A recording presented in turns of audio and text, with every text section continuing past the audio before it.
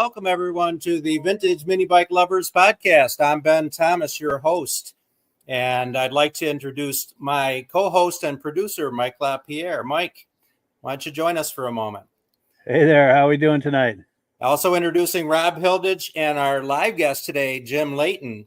Mike is host and producer of the Vintage Snowmobile Podcast and Muscle Car Podcast. The Vintage Snowmobile Lovers Podcast airs every Thursday night at 9 p.m. And the Vintage Muscle Car Podcast, I call it the Vintage Muscle Car Podcast. Actually, it's not really the Vintage Muscle Car Podcast. It's all muscle cars, but there's a lot of vintage cars, obviously. And that airs every Wednesday night. We've been collaborating for the past several weeks to put this podcast together, and I really appreciate Mike's efforts in that regard. Also joining us is our good friend Rob Hilditch, and Rob is an independent AMSOIL dealer and motorsport enthusiast. Thank you very much, Rob, for joining us. Glad to be here. And with regard to the podcasts that Mike does, if you're a regular subscriber of these podcasts, you may see some things that we do that look a little familiar. But if you're not a regular subscriber, I would encourage you to reach out and subscribe to his various channels. He does primarily these through various Facebook outlets, when the Facebook interface is cooperating with our podcast interface. But then he runs those through his Wheels, Keels, and Snowmobiles. Please look in the description for all those links. Our tentative podcast schedule for this summer is going to be the second Sunday of the summer months, running through the month of September, and it will be at 8 p.m. Eastern Time. We're hoping that we'll be able to stream this podcast live on some of the other channels when that glitch gets worked out. Mini bikes have been woven into the American landscape for well over 50 years. The podcast intends to delve into some of these stories of the modern day vintage enthusiasts and collectors alike.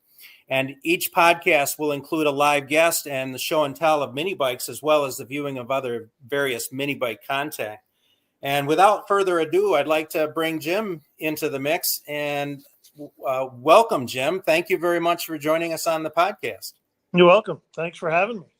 Now, I had the pleasure of watching you a couple of times now on the Vintage Snowmobile Podcast, and, my tongue was hanging out and I was drooling every time you went around the back of the shop, and we were kind of joking behind the scenes that we needed to do a remote podcast from your locale so that we can really enjoy the full breadth of what you have to offer there.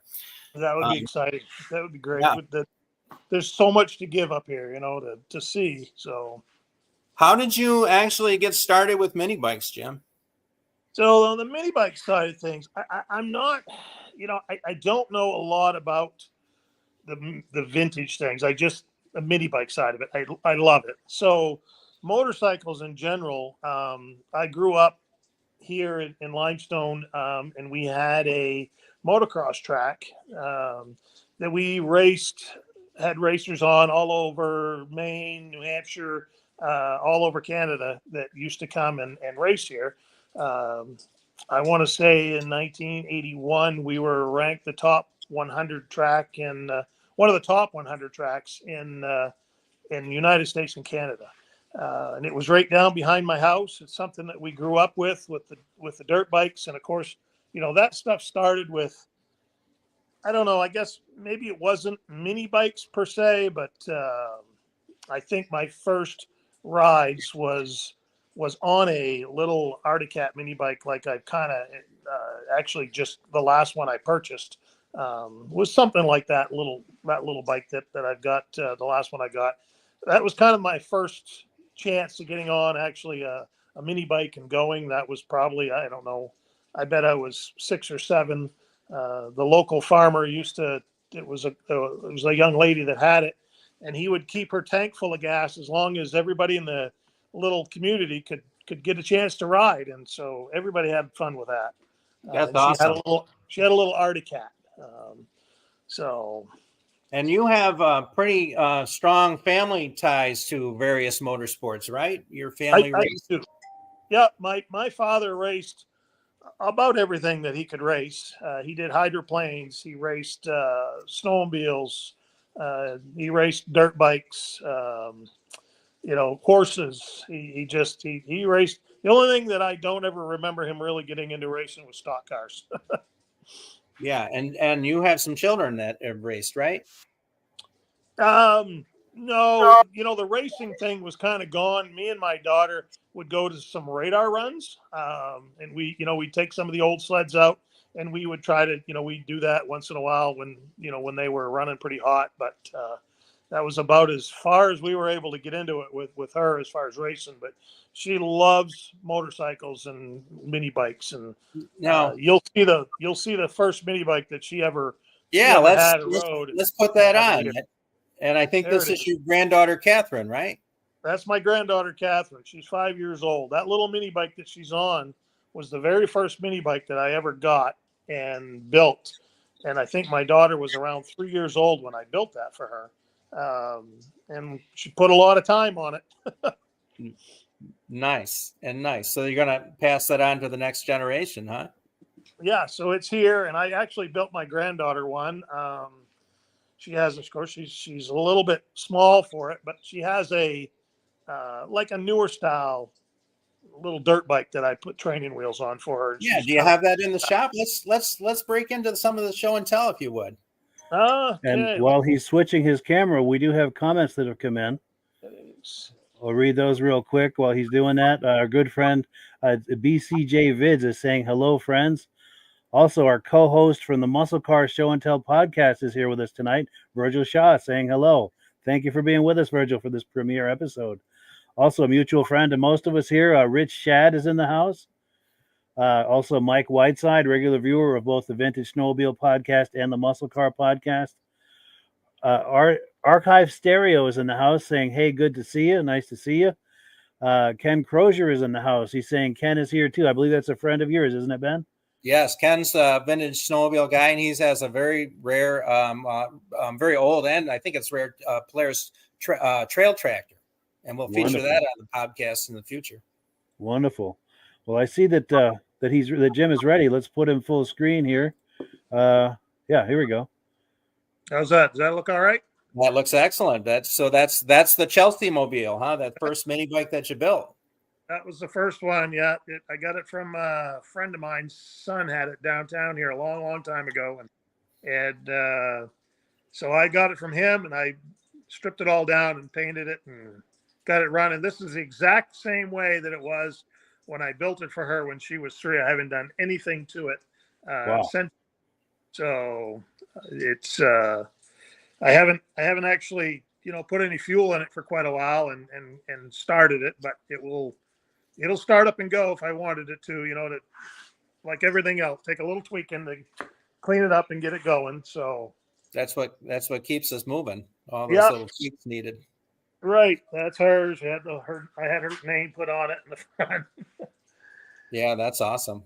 And then I got a granddaughter. She's aching up on 2.5, 3 years old. So I decided that I found this one, and I wish I know, like I said, I love these old bikes, but I don't know a lot about the old frames and what they're. I have a confession to make. It's really hard to tell several of these apart. That we have some experts out in the mini bike forum field, and I'm going to be doing a segment in the future. I'm hoping of Ask the Expert, so we can actually have some Q&A about some of the identifications. So many of the manufacturers were kind of borrowing styling cues from the other manufacturers because everybody wanted to get in the game. It was big money, the motorsports and the recreational motorsports. So I think there's a lot of crossover for parts. Some of the manufacturers use the same parts. So for me, it's very difficult to tell them apart. Yeah. This one, I remember a long time ago asking out on the mini bike forums because I had thought initially that it was a little Indian, but that's not the case. But I do not remember what they told me that it was at that time. But neat little bike for her, someday when she's ready to just jump on and have fun with a little mini bike thing instead of the little dirt bike deals. But so I built that for her, so she'll have that later on, or it'll Very be nice. like one in the background and hang in the roof of the ceiling of my garage and just always be here. So maybe some of our viewers can help ID that one. Yeah, maybe. Yeah, it's I love the little handlebars that are like the little trunk bars, right? They fold down to supposedly this thing so it would fit in the trunk or something of a vehicle. I'm not sure. Right. I think that was part of the gimmick, is that it was easily transported. Yeah. So love that little thing. How that does that. I've got a little. I got this. I don't know, 3 or 4 years ago. Was in really bad shape, and so I brought it home and stripped it down, and I powder coated the frame and had the tank and the fenders painted.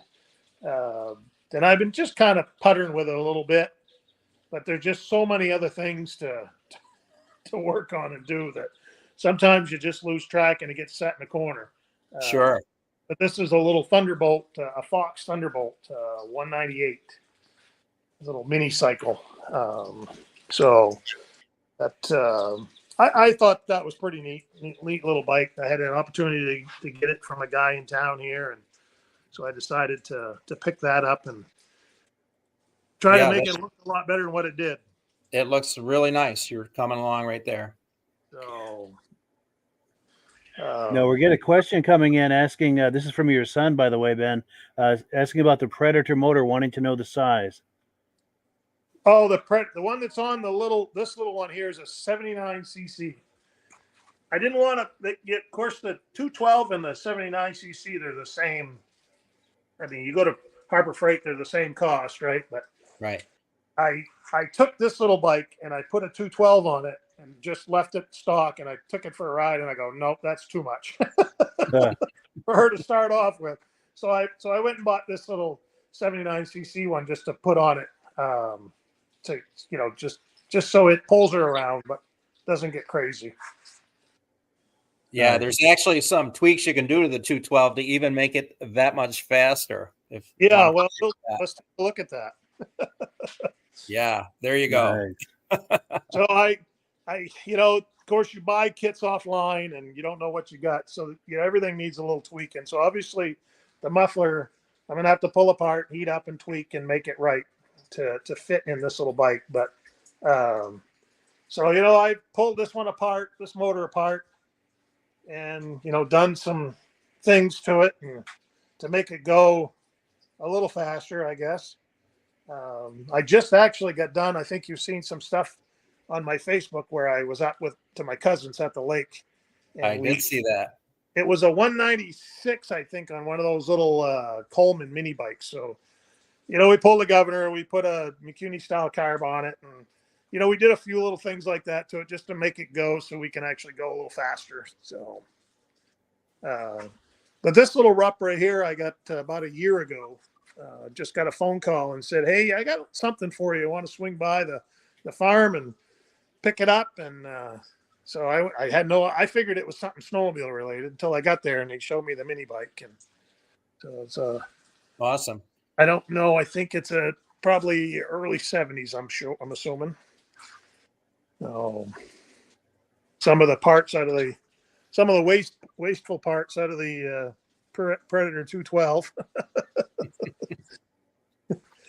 I think some of our viewers are coming through with some identification. I saw a flash across the screen. My good friend, the Mini Bike Maniac, I like to refer to him lovingly as Encyclopedia Tom.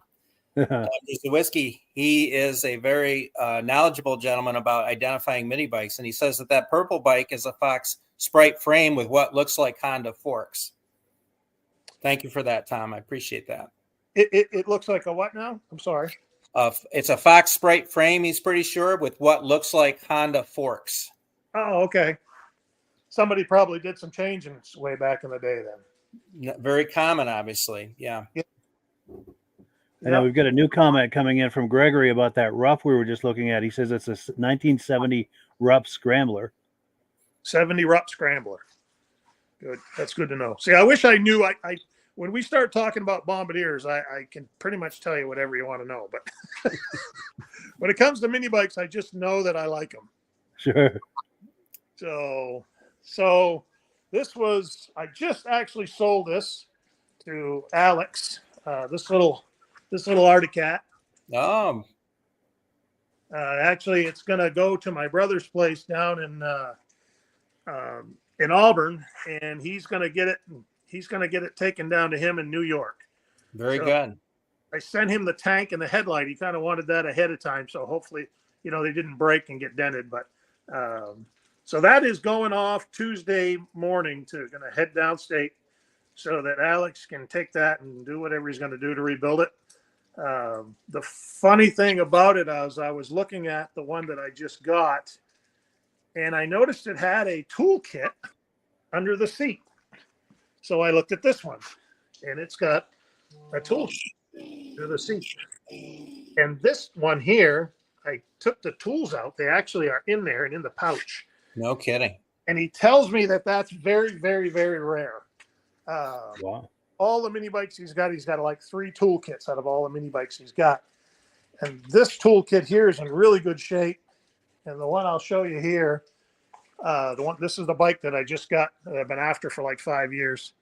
This is a toolkit here. I just left it out. Oh, wow. Look at that. There's still plastic on the pliers. Wow.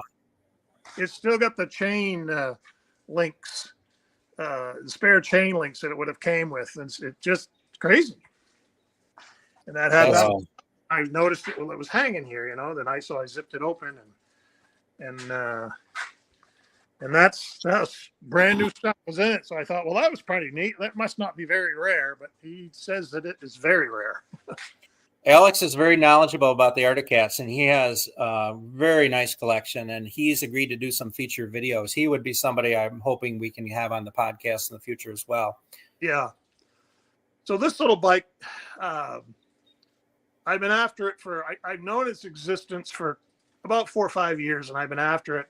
I work in the real world at I run the water and sewer district here in Limestone. And this gentleman that had this bike, he actually did the same thing in the neighboring town. And this bike was his wife's bike. So I've been talking about it for quite some time. And he finally called me. They're having a garage sale. He's retired and their kids are grown. And he's like, well, why don't you, if you really want it, come get it. So I went and got it.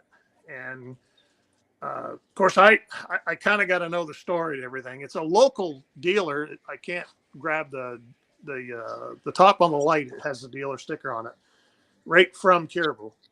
Wow. So I asked him, I said, is that your wife's bike? Did her dad buy it for her? And he said, no, the neighbor bought it for his son.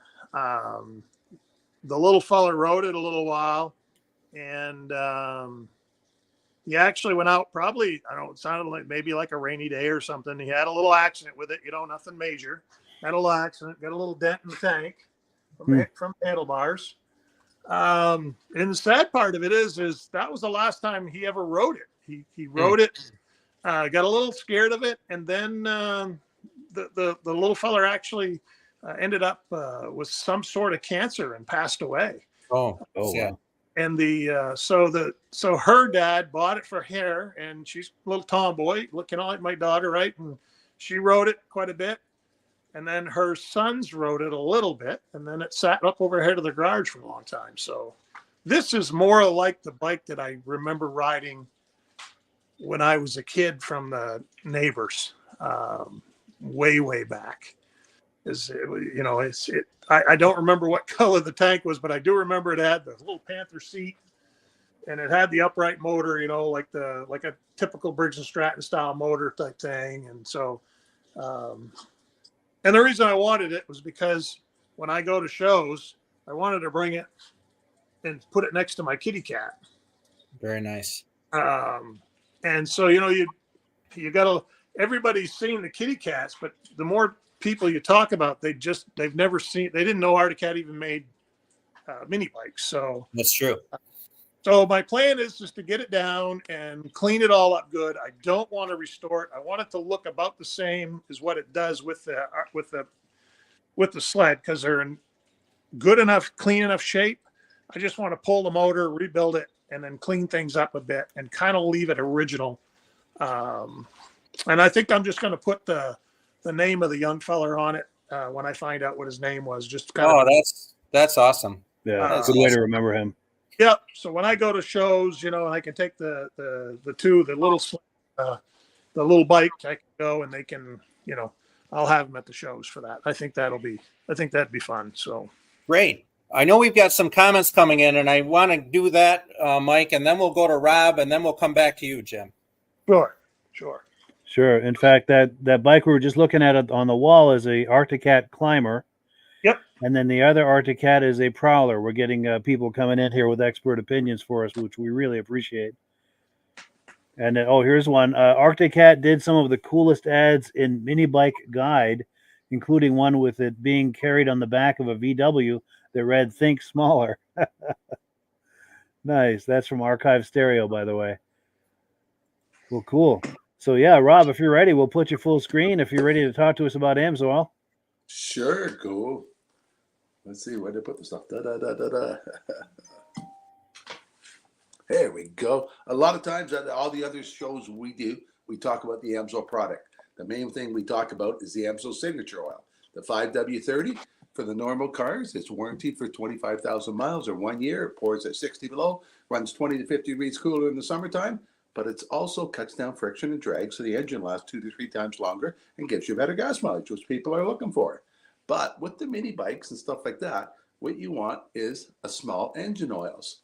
This one here is a 10W30. Some of the other mini bikes have clutches in it. So ones with a clutch, you want a motorcycle oil in it because of the friction for the clutch. For some synthetics are too slippery for a clutch. So you want a motorcycle oil to put in it. The reason you want to put AMSOIL in the mini bike, it'll cut down friction and drag just like the signature oil does in the car. It'll make it run 20 to 50 degrees cooler. Every 10 degrees, you cut down the engine, that engine temperature, and that doubles the life of the engine. And it's also a high zinc oil. Those old mini bikes have lifters, cam, rockers, just like some of the hot rods do, and they need zinc in it. These ones both have about 1,200 parts per million of zinc, so it's good for the engines. And if you have a ethanol problem, we have a product called Quick Shot. This product will stop the water ethanol from separating in the tank. That way it can be burnt, because once the water separates, it turns to ethanol separates, it turns to like water, and mini bikes just don't like water in the gas tank. So you prevent that problem because you can't buy super a lot of times without ethanol in it now. So you got to put a product in to help that. And if you want more information about AMSOIL, Mike, is there going to be a link on the bottom? There is links in the description. And full disclosure, I have to say that I'm a dealer under you and Ben is a dealer under me. So when you sign up for AMSOIL or buy any kind of AMSOIL under Ben, all of us benefit, and we all thank you very, very much for that. Yes, there's a link for a catalog in the description. And in the catalog has all the prices. If you want to know the best possible way to buy AMSOIL is become a preferred customer under Ben. And you can buy directly from AMSOIL and save 25% on everything you order.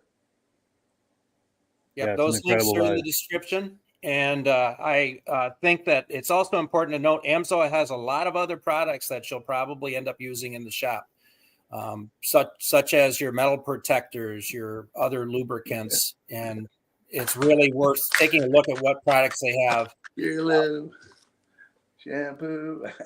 That's right. They've got some great glass cleaner, some other cleaner that works on mud.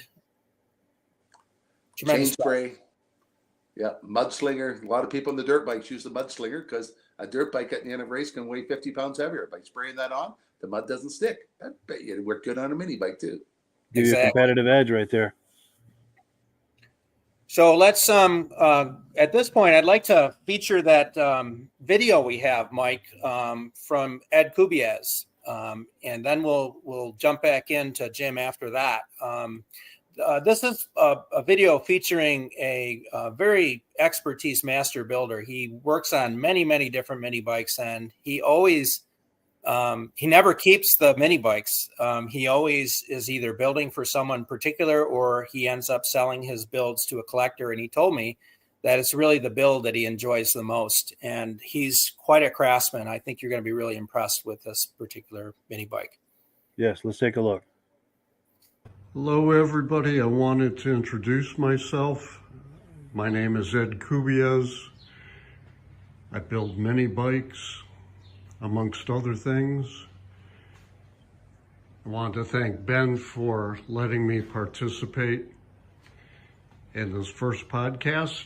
Right now I'm outside. I'm going to take you inside out to my assembly room.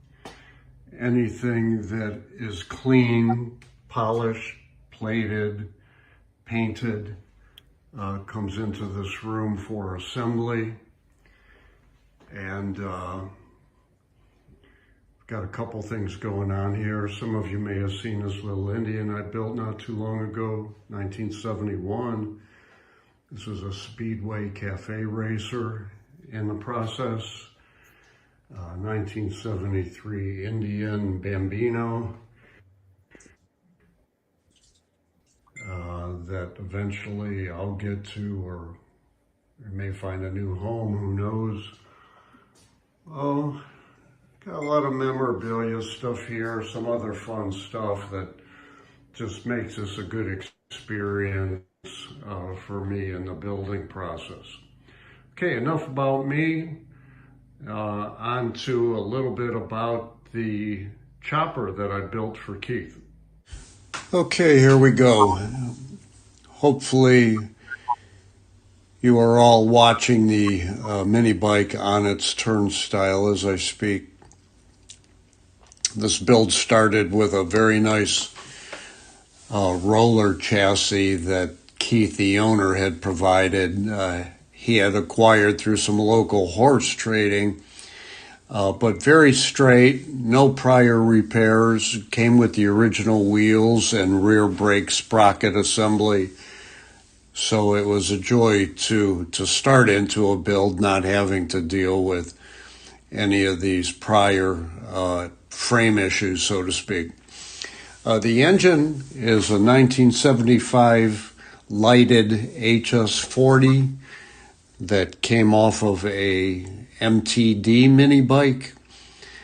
It was apparent upon my inspection that this was a very low hour engine, so I was able to proceed with the detailing process. We chose stainless steel silver and candy red for the paint theme on the engine to correlate with the proposed paint job on the frame that was to follow. And there's a lot of detail on this engine. I'll talk about a few things. The Kickstarter and the clutch were fully disassembled for show chrome plating. The carburetor was painted candy red with a polished bowl and a Tilliston Azusa stack. The oil fill cap is a polished aluminum Clinton engine oil cap. The oil drain plugs are chrome plated. Of course, the exhaust is also fully chrome plated. Both the polishing and the chrome were done by Grafton Metal Refinishing and Custom Chrome in Grafton, Ohio. Moving to the paint job, it is pearl white with candy red scallops. Those candy red scallops have a thin gray hand pinstriped outline that Angel Dust Cycle Paint in Elyria, Ohio provided. Continuing the white with red scallop theme, the seat was done by Phil Anderson at Anderson Custom Interiors, also here in Ohio, to match the paint scheme. The underside of the seat is also upholstered, so you never really see any of that exposed fiberglass frame that you typically do. The headlight and the gas tank chosen are slightly downsized from the original size to be what I thought was more in proportion with the mini bike. The controls are from RRP, and those are typically used on Wave Runner type vehicles. To go along with those, I used ODI is the company, lock-on grips. And they work very well, are very comfortable. The wiring for both the headlight and taillight were done in a gray cloth wiring to match. Tires are rear slick and front rib tire to give it that old school hot rod kind of feel. And all in all, I think the goal here was to build a highly detailed, customized version of the Bonanza chopper that still lets its birthright show through. So I'm glad you all got a chance to see it. I want to thank Ben for asking me to participate. Also want to thank Keith Zybreg, the owner, for the opportunity to build such a bike. Thank you. So, gentlemen, what do you think of that? That's amazing. Somebody put a lot of hours into that thing. Yeah. Yeah, you would be the coolest kid on the street if you had one of those in the early 70s, I'll tell you. Yeah, for sure. For sure. You Even know how in you shake 2024, you'd be the coolest kid with one. Yeah, that's Yes. true. Absolutely. You know how you shake the chimney sweep's hand to get some luck? I keep on saying I want to shake Ed's hand, hope some of that good talent rubs off on me. Yes. Yeah, we had some very nice compliments coming in. We've still got some more that we haven't looked at, actually. Let me pull some of these up. Here we go. Our good friend Virgil Shaw is saying, is that some engraving on the Kickstart? In fact, let me see if I can get that in front of us here. Where was that Kickstarter here? I know there was a nice close-up of it. We just had it there a second ago. Let me see if there's I think there was a closer. I know Ed has had one engraved. I don't think it's this one. I think what that was is actually just some reflection. Okay, here we go. Yeah, because if you look, the earlier photo did, and I know Ed did have one engraved, but I don't believe it's on this bike. Cool. And Virgil's also saying that's some amazing detail there. And then, of course, Mike Whiteside is saying, could you imagine being a little tyke getting something like this at Christmas time or for your birthday? That would be the Christmas of all Christmases, I think. And then the Archive Stereo is saying, love your work, Ed. And yeah, getting some nice feedback. And we thank everyone, too, for their compliments on this. We really appreciate that.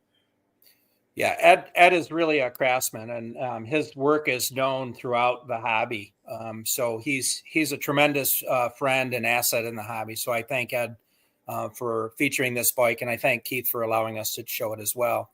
If you look in Ed's clean room, I know you flipped back there, you saw some of his future projects. If you pan just a little further, right there. Nope, not that one. There was a green bike that was shown in the beginning of that. That's one he's currently working on. Yeah, it's on the other side of the room, somewhere there. Right there with that bicycle. Yeah, so I'm hoping Ed will give us a feature on that build, and we'll put a video together and maybe get Ed on a future podcast. But Thank you, Ed. You're a tremendous friend. For sure, yeah. And Karen Krause is saying great looking bike. And yes, please keep us posted, Ed, with any kind of updates on your projects. We would love to see more of what you're doing. Yeah, I'd like to just a couple of shout outs. Karen Krause is the host and administrator of the Old School Mini Bike and Parts page. Karen, a good friend in the hobby. I want to thank her for allowing me to promote the podcast on the list. Also, earlier we saw a comment from Jeff Mahalko, if I'm saying his last name correctly. I think I am. Jeff hosts the mini bike reunion in Windber, PA, Father's Day weekend. It actually starts Thursday and runs through Sunday. I'm sorry, Jeff, I'm not going to make it this year, but I'm hoping that many of the people attending will send us some video footage. And this might be a good time, Mike, for just going over that footage, how to do it, and also where to send it, because we'd love to feature all these bikes that are going to be seen. That gathering is huge. And it's going to be some of the best in the hobby, and the bikes that are going to be there are just going to be phenomenal. Absolutely. Any footage that you decide to send to us, we've got an email address for you scrolling across the bottom of the screen. And one thing that we ask, I'm going to put myself full screen just for a moment. Please hold your camera horizontal like this for a wide shot. It's very difficult to work with vertical footage. I know it's more comfortable in the hand like this, but it's very difficult to work with when I edit it. The other thing is just try to keep it around 3 to 4 minutes, 5 minutes max. And we very much appreciate you sharing any kind of footage with us. As far as the show video, uncut, send it to us uncut. We'll work with that all. Totally. We'll put it together. If you want to edit footage and have us air it, please send it to me at that email address. And same if you're going to mini bike shows or events, any kind of event that's related to mini bikes, please gather some images, either still images or video for us. Again, holding your camera horizontally, and just send me the clips, send Ben the clips, and I'll edit that into a nice little presentation that we can all enjoy. Yeah. So now, Jim, I know that you have a mini bike at your office, if I'm not mistaken, and that's one pampered cat. A mini bike that's what? In your office. Yeah. Oh, yes, that's right. That's true. Yes. I think I sent you a picture of that. Yeah, we got that showing right now at an HPE Muskin cat. Yeah. What's the story on that one? 400X.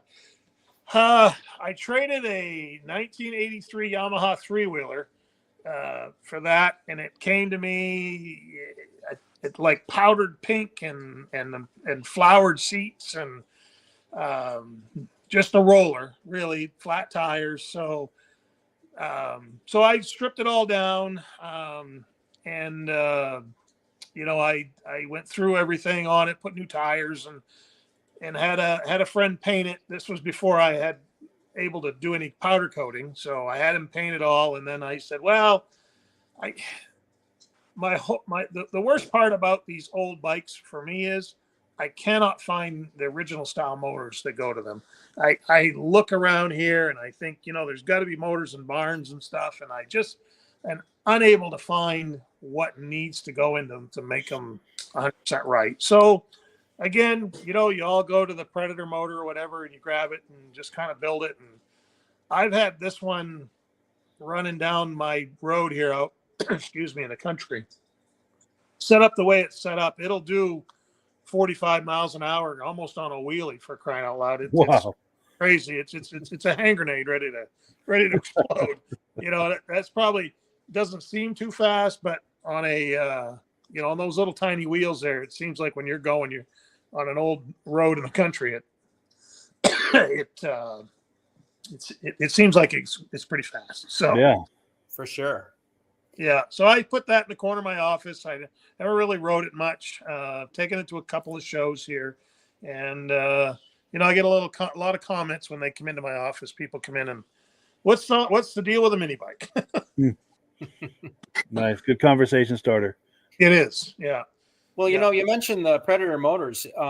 First of all, the vintage hobby has exploded, in my opinion, over the last 10 years or so. More so even the past few. It's very challenging sometimes to afford, some of the parts involved in fully restoring something to authentic original. And as far as I'm concerned, there's room for everybody in the hobby. The mini bike hobby is very diverse. Yes, this is the Vintage Mini Bike Lovers podcast. We all appreciate vintage things. And I know, Jim, you in your snowmobile realm, as far as finding parts and accuracy, you understand what it takes to really restore something correctly. But it is very challenging. And as far as I'm concerned, we've got a lot of young people coming in, and the newer mini bikes, the same conversation happens in cars, snowmobiles, whatever we're talking about is what exactly is vintage, and some groups have it defined a certain way, and, you don't quite fit in the mix. As far as I'm concerned, this podcast will feature the people that are involved in the vintage hobby, and, their interests are going to be diverse. And so, the views expressed by our viewers are not necessarily those of the host and vice versa. But I think the nice thing is, depend on what your age is. Well, it may, right? But I'm of an age where I started in mini bikes when I was about 5, riding one of those little mini Indian Bambinos, and I was probably my dad's best salesman because he was selling those, and he'd say, "Tommy, go show how your mini bike rides," and I'd jump on that thing. I could start it as a young kid, and I'd ride around the parking lot and instant sale. So. Again, I think the hobby needs to be very inclusive. So I hope the audience will understand that we will delve into vintage. We will go the whole gamut, and I hope that everyone respects the reasoning. It's because we really want to feature the people that are involved, and the richness is their stories. What their story is, and that will vary. So, Jim, do you have any more show and tell for us there? Well, I kind of brought a few things, and then Nice. I was hoping to be on again some other time. So Oh I yeah, kind of we'll get left a you. few We other we things definitely can do that. away. There's that remote. I do have There's a some. remote broadcast we want to do from the restaurant, right? And see some of the things you have in the back warehouse. Yes, yeah, that would be great. That'd be great. I've got some friends with some old mini bikes, old three wheelers. I've got. I had it on the vintage podcast because it was here in my garage, but it's actually the world's first production three wheeler. It's called the Tricart, and so I read the story on how that came about and stuff. So I have one of those that's almost all original with the exception of the motor because the motor was blown back in the day, and then they had somebody take the jack shaft out and put like a little Briggs motor in there, and so to get it going again, I put a torque converter on a newer style motor, put it in there, and at least I can ride it around. So I've got things like that. I got some older go karts that I've been working on. You've probably seen in the background where my little dune buggy, and I've got this electric gem car here, 1999. That's 25 years old, so that's getting into the realm. It sure is. Yeah. So, just things like that. So yeah, I'd love to be on again if you guys aren't able to make it up here and be able to show some other things. For sure. And we do have a question that's come in. Archive Stereo is saying, Jim, do you have the Snowmobile Museum up north? Is that restaurant where all those sleds are?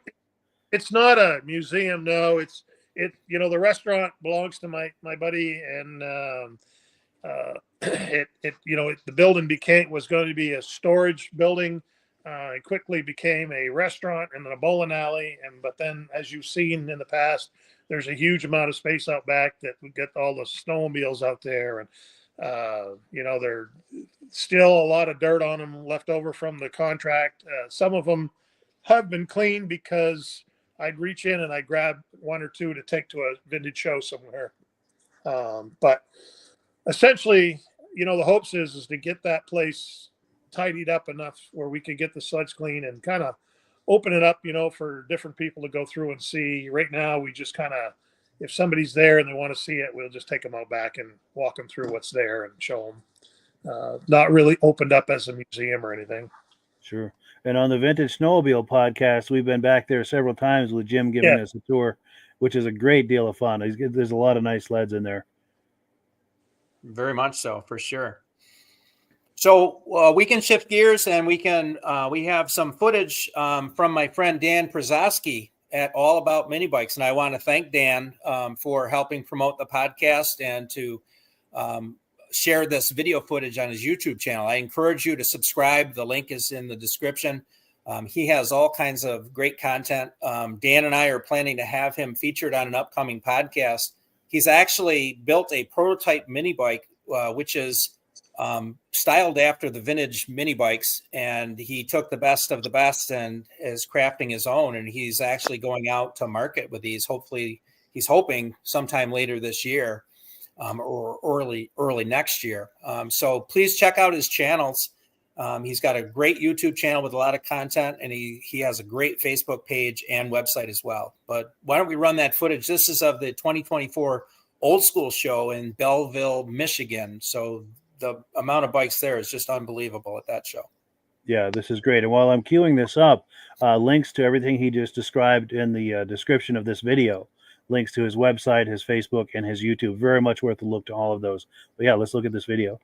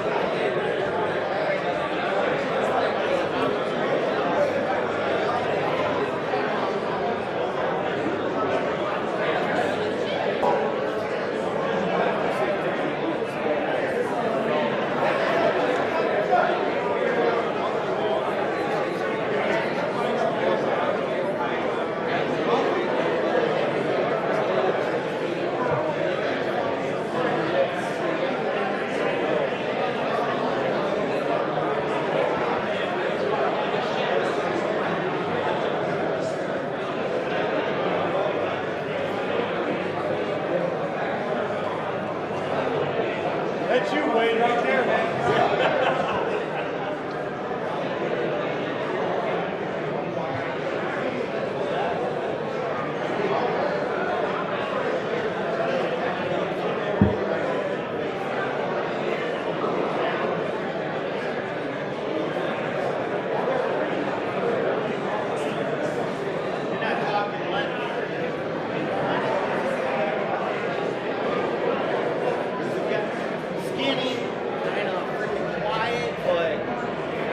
Did body work too and paint. But the blue, you know how they used to do it in place? Yes.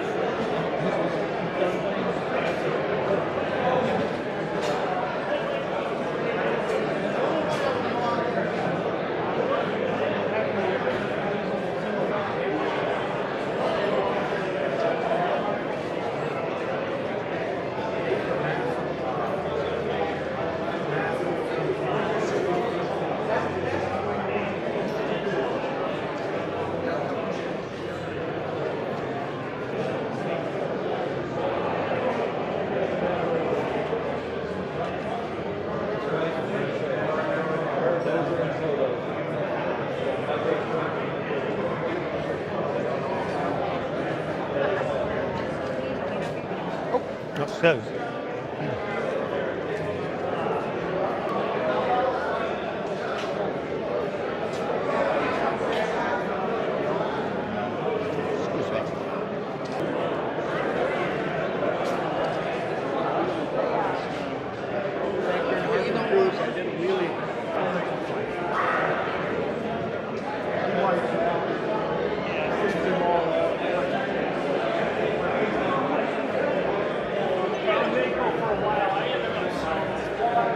I'm still racing. 2024 old school mini bike in Belleville, Michigan. Quite a crowd today.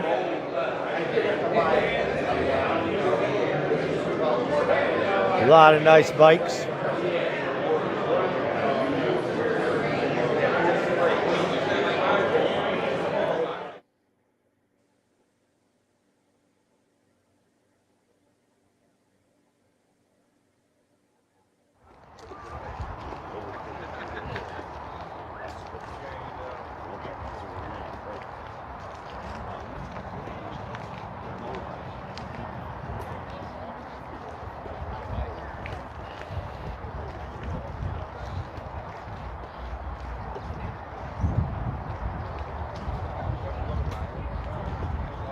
We saw that. We went back there. We saw that. Yeah, right? Yeah. But I want to go maybe this year. Heard to do a little bit as we're going along. 2024 mini bike swap meet, Belleville, Michigan. This is the outside.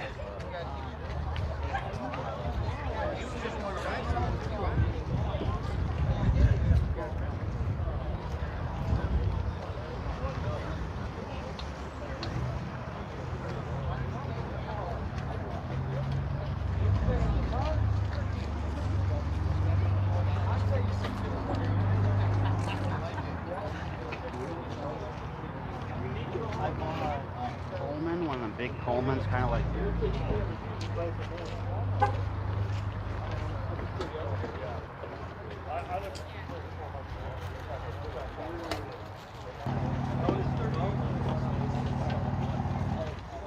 Is that the cart you got over there? Yeah, the Red one? Cool. Is that a Yerf dog or something, I wonder? I could use some tires, but Why? Well, hold on 1 second.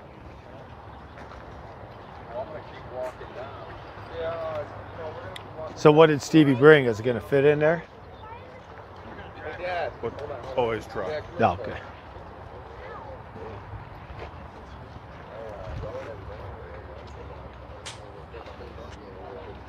It brought a whole bunch of stuff. Yeah.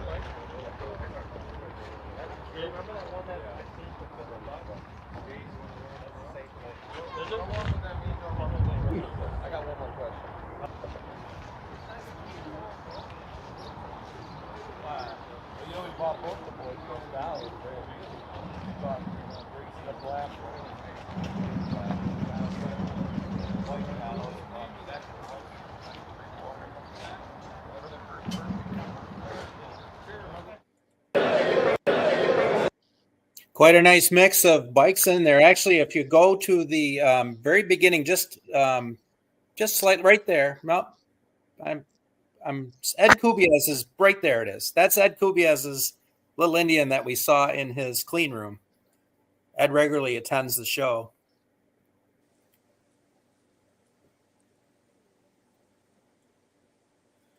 Yeah, some amazing bikes in there. Takes you right back to our childhood in the late 60s and early 70s when these were the coolest thing out there. Yeah, now that show is, I believe, held at Allied Leisure, if I'm not mistaken. And one of the principles of the Little Indian line of mini bikes is what was shown with Dan in the middle with the banner. Sure. And the brothers were in business together building that line of bikes. And then it changed hands sometimes in the early to mid 70s. Yeah. Yeah. Ray and me just. Now, Rob and Jim, reactions to any of this that we're looking at here? I've never seen a mini bike show like that before. There was a lot of chrome in that mini bike. I don't think they let the kids use those ones. And was that a custom made one with a sidecar on it, or did they actually make a mini bike like that? I believe the Scat Kitty mini bikes did have a sidecar, which are very rare. And I was talking with a friend, Paul Weiner. He actually had some reproduced, and that was a bike that he was regularly restoring. Mike is correcting me here. Wayne County Fairgrounds is where that show is held. Mike Whiteside commenting, very, very nice. Thank you for that. I would go broke in a swap meet like that. Yes. Virgil is suggesting we take it to the drag strip, the woman who passed theirs. I'm with you, Virgil. Yeah, and Gregory's saying that it was at the fairgrounds, not at Allied. Now, there was one bike there that, and I don't know a lot about these, but it looked like kind of an extreme drag strip kind of an experience. Trying to find it. It looked a lot wider different than most of them. Yes, it looked like a Like massive engine inside there too. Yeah, it's very popular. There's several drag strips in the Northeast that have been featuring. Right there it is. Yeah, very, very nice. I'd love to know a little bit more about what's actually packed in there. That looks like a lot of engine. Yeah, looks like that's built for speed. It's got some wheelie bars, I think, in the back there. If I understand what I'm looking at there. Yeah. The only mini about that is the size, not the motor. Yes. Yeah, well, as you can see, the hobby is very, very good. So I thank you, Jeff. I'm seeing a comment from Jeff about the mini bike reunion in Wimber, PA, and he is going to get us a video, and that would be excellent. I'd love to have you on, Jeff, and talk about your collection and talk about the background of the mini bike reunion. I believe, tell me in the comments, is this the 8th, 10th, 11th? I know you've been doing this for a number of years. Your family's very involved in it, and it's a huge gathering and a welcome gathering in the hobby. Many, many people from throughout the Northeast and the rest of the country, and I believe Canada, come down for that. Nice. And a thought, too, about these mini bike events. If you know of any events or if you're putting on events, please let us know either in the comments while we're live like this or email them. Let me put that email address back up. Because we'd also like to be kind of a clearinghouse for anything to do with mini bikes, especially events that are coming up. For sure. And the nice thing about mini bike Facebook page is on the Vintage Mini Bike Lovers page, I will feature any events. If I join your event, it now becomes part of my event page. And so that's the great thing through the Facebook algorithm. We can make sure that everybody has notice of these because we obviously a lot of time and energy goes into putting them together. So we want people to attend our shows when they're, I know when I'm organizing something, I like people to attend it. And a lot of times, people say they didn't know or whatever. So let's make sure that if there's events around the country, please send those to me so that we can make sure that we post those events. And 24th. Wow, Jeff, that is awesome. 24 years. That is amazing. Truly amazing. Yeah, one thing to add. Vintage. Go ahead, Rob. The show's a vintage show. It is. Yes, even the show is vintage. Yes.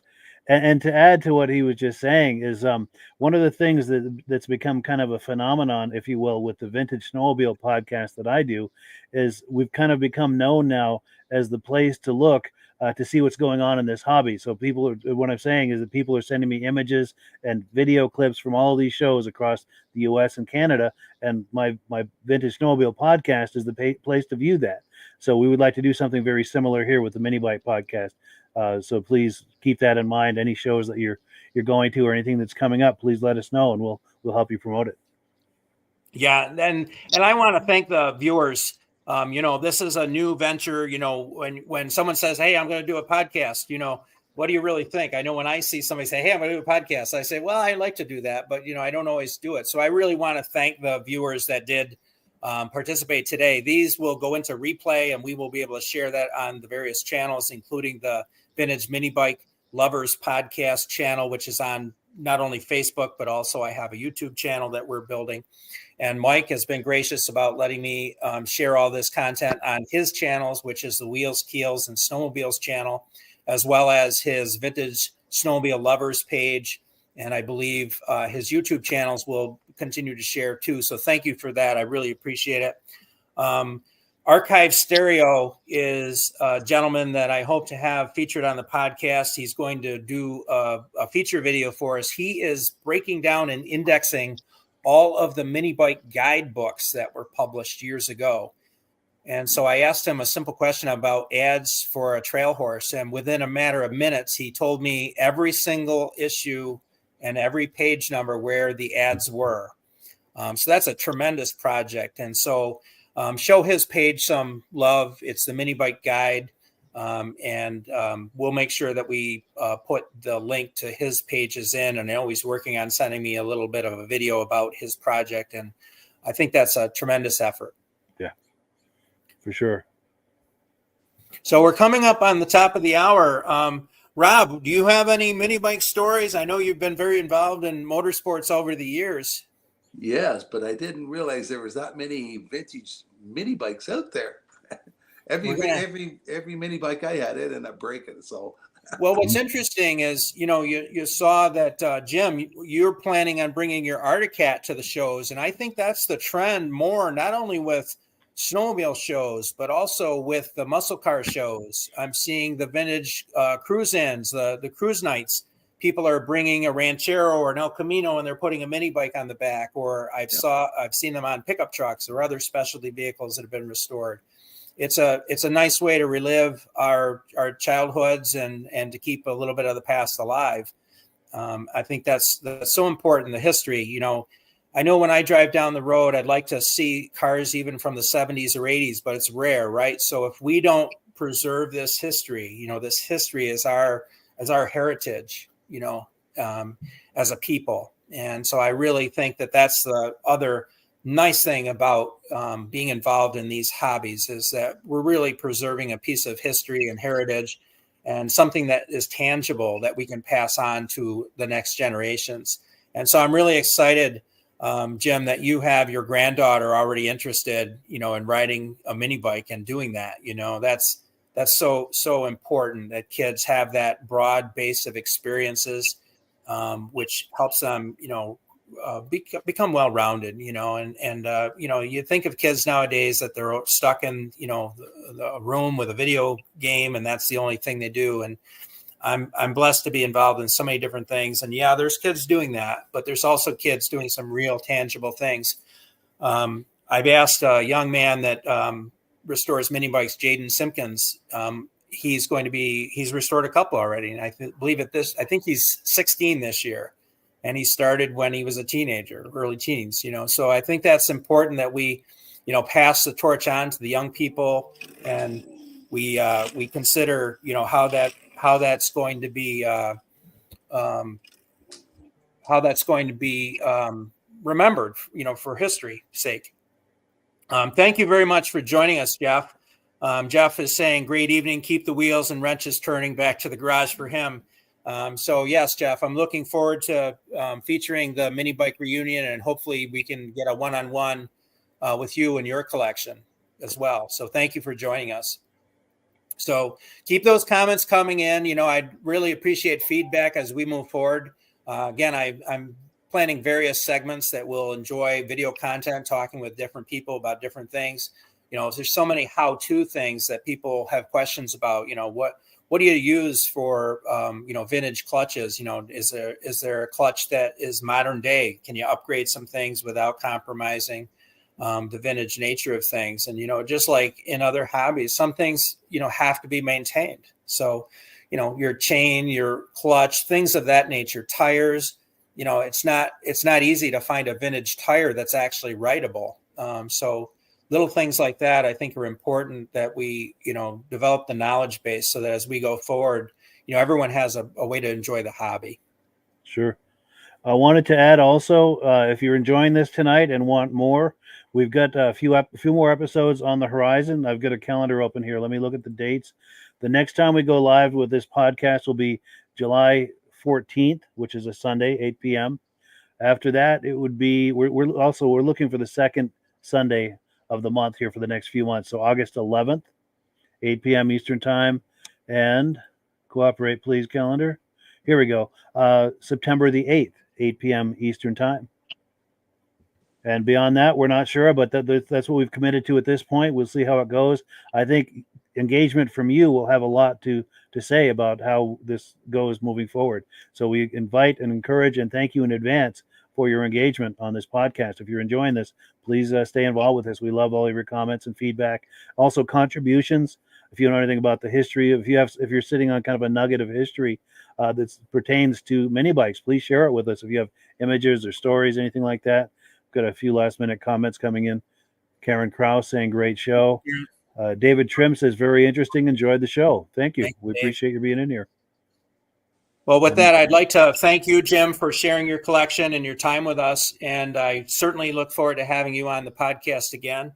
Rob, I appreciate all your insight and knowledge in the field, and you bring a lot to the table as well. So now that being here. Now that you have a little taste of what's out there in the States, maybe, up north, we can get a little featured on some of the shows up there. We can get some connections with some of the collectors up there, because I know mini bikes are just as big up there.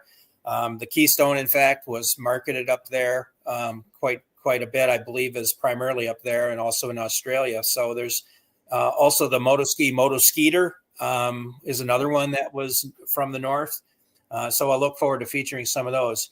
And Mike, I can't thank you enough for supporting me in this collaboration that we're doing.